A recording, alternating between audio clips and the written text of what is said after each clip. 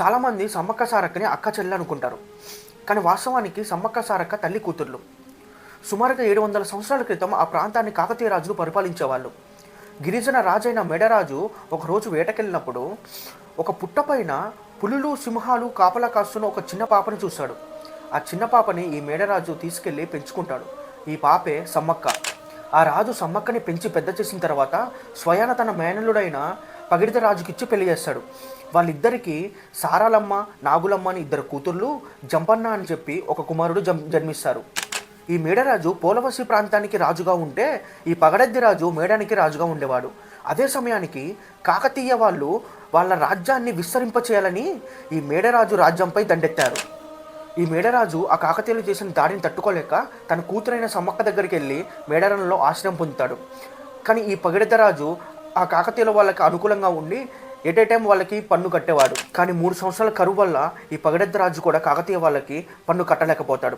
అలాగే మేడరాజుకి ఆశ్రయం ఇచ్చారని చెప్పి ఈ మేడారంపై కాకతీయ రాజులు యుద్ధానికి వస్తారు.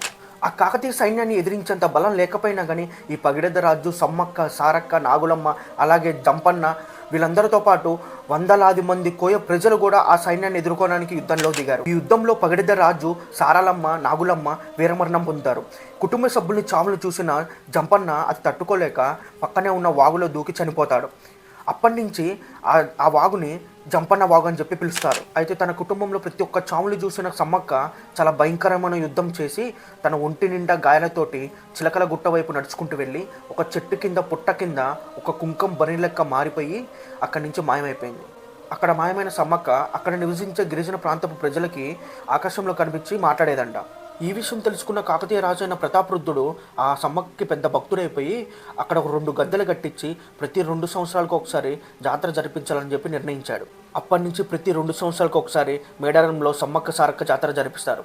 మీరు ఇప్పుడు దాకా మేడారం జాతరకి ఎన్నిసార్లు వెళ్ళారో కింద కామెంట్ సెక్షన్లో చెప్పండి.